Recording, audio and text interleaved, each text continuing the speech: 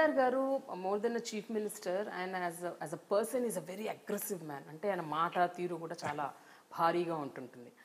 ఆ వ్యక్తి మీతో మాట్లాడుతున్నప్పుడు ఇలాంటి ఇష్యూస్ వచ్చినప్పుడు ఎప్పుడైనా ఆయన మరీ అగ్రెసివ్గా అయిపోయి ఎప్పుడైనా మీతో హై టోన్లో ఆర్గ్యూ చేసి గట్టిగా మాట్లాడటం అలాంటివి ఏమైనా జరిగాయి? Weather any high level arguments? లేదండి, ఆర్గ్యుమెంట్స్ జరిగేవి కాదు. కానీ ఆయన మాట్లాడే విధానం ఎలా ఉండేదంటే, నువ్వు ఇంక ఏం చెప్పినా నా ఆలోచన మారదు అన్నట్టుగా ఉండేదన్నమాట. Very strong opinionated man. Explanation విని ఏదో చేద్దాం నాకు అనిపించింది. మిగిలిన వాళ్ళకి వేరేగా ఉంటుంది. ఆయనతో నాకు సంబంధం చాలా స్వల్పం చెప్పాలని. మిగిలిన వాళ్ళతో నా తోటి ఐఏఎస్ ఆఫీసర్స్తో కంపేర్ చేసి నాకు కొంచెం స్వల్పంగానే ఉండేది. కానీ నాకు అట్లా అనిపించింది అనమాట. ఈయన ఏదో ఒక ఆలోచనకు వచ్చేసారు, ఇది నా అభిప్రాయము, నేను అనుకుంటున్నాను, నువ్వేం చెప్పినా సరే ఇదే నేను అనుకుంటున్నట్టుగా ఉండేది అనమాట. కానీ ఆర్గ్యుమెంట్ చేసి. కానీ అప్పుడు ఎలా అనిపించేదండి అంటే you are also young at that point of time. ఆబ్వియస్గా యంగ్ ఆఫీసర్గా మీకు అన్ని అరే నేను ఇంకా ఇది బాగా చేస్తా కదా, నాకు ఇంకా బాగా వచ్చు కదా, అరే నేను చెప్పేది ఎందుకు వినట్లేదు, ఈ టైప్ ఆఫ్ అంటే ఇప్పుడంటే over the years of maturity levels పెరుగుంటాయి. But at that point of time I'm sure తప్పకుండానండి మనసు కష్టపడేది. ముఖ్యంగా నన్ను ఎంత అంటున్నారని కాదు, అయ్యో పని జరగట్లేదే, ఇవన్నీ అనవసరంగా ఇవన్నీ వస్తున్నాయి మధ్యలోనూ, ఇవన్నీ లేకపోతే పని ఇంకా ముందుకు చేసేసేవాళ్ళం కదా. ఓ పక్కనేమో 10 నెలల్లో అది చేయాలి, ఇవన్నీ అవాయిడబుల్ అబ్స్ట్రక్షన్స్ అన్నమాట. ఇవన్నీ లేకుండా ఉంటే ఇంకా తొందరగా జరిగిపోయేది అని అప్పుడు అనిపించేది అన్నమాట. అయితే స్టేట్ గవర్నమెంట్లో మీరు రకరకాల విధులు నిర్వర్తించారు.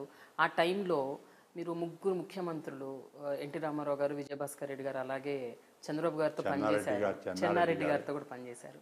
ఫైనాన్స్ మినిస్టర్ రోసయ్య గారితోనే, అలాగే అశోక్ గజపతి రాజు, చంద్రబాబు నాయుడు గారితో పనిచేశారు. సో ఇంతమందితో పనిచేస్తున్నప్పుడు with whom were you more comfortable అండి? ఎవరి దగ్గర నిజంగా చాలా కంఫర్ట్ లెవెల్స్ ఉండేవి, మీకు వాళ్ళకు ఒక అండర్స్టాండింగ్ ఉండేది? ఎవరు అంటే ఒక పాయింట్ చెప్పగానే yes let us do it together అన్న? కాదండి, అందరితోనూ నాకు బాగానే ఉండేవాడిని. అందరూ నన్ను గౌరవించేవాళ్ళు, నేను వాళ్ళని కూడా గౌరవించేవాళ్ళని. అందరితో కంఫర్టబుల్గా చెప్పాను. But that is being little diplomatic. But generally I'm sure ఒకళ్ళతో ఇద్దరితో మీకు మంచి అండర్స్టాండింగ్ ఉండుండొచ్చు. You are more close to 1 or 2 people. అంటే చంద్రబాబు నాయుడు గారితో చాలా కాలం ఆయన ముఖ్యమంత్రి 5.5 సంవత్సరాలు ఫైనాన్స్ సెక్రటరీ చేశాను. ఆయన ముందు ఆర్థిక మంత్రిగాను, తర్వాత ముఖ్యమంత్రిగాను. చంద్రబాబు గారితో నేను ఆయనతో నా ఎక్స్పీరియన్స్ ఏమిటంటే, ఏం చెప్పినా సరే ఆయన ఏమిటి నువ్వు అస్తమానం ఇలా నెగిటివ్గా చెబుతావు అని కాకుండా గౌరవించేవాడు. ఏదో మనసులో ఏమనుకునేవారు ఆయన అస్తమాన సుబ్బారావు నెగిటివ్గానే చెబుతాడని, కానీ బయటికి మటుకు పాపం ఎప్పుడు గౌరవించి మన్నించి మాట్లాడేవారు. ఓకే.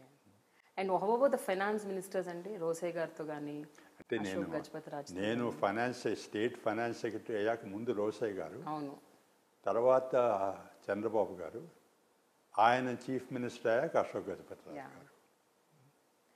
ఈ మధ్య బాగా మీడియా బాగా యాక్టివ్ అవ్వటం వల్ల, ఎనర్జెటిక్ అవ్వటం వల్ల ప్రజల్లో కూడా అవేర్నెస్ రకరకాలుగా పెరిగిపోయింది. అండ్ ఒక గత 15-20 ఏళ్ళుగా బ్యూరోక్రాట్స్ మీద ఒక వెరీ బ్యాడ్ ఒపీనియన్ ఉంది జనాలకి. అంటే they are most corrupt officers, bureaucracy అంటేనే కరప్షన్ సినానిమ్గా మాట్లాడుతున్నారు. Bureaucrats and politicians go hand in hand when it comes to corruption అంటారు. సో దీన్ని మీరు ఏ రకంగా అర్థం చేసుకుంటారు? అండ్ ఆ రోజుల్లో ఎలా ఉండేది వెన్ యువర్ అంటే ఒక ఆ రోజులు ఈ రోజులు కంపేర్ చేయడానికి నాకు అంత అనుభవం లేదు.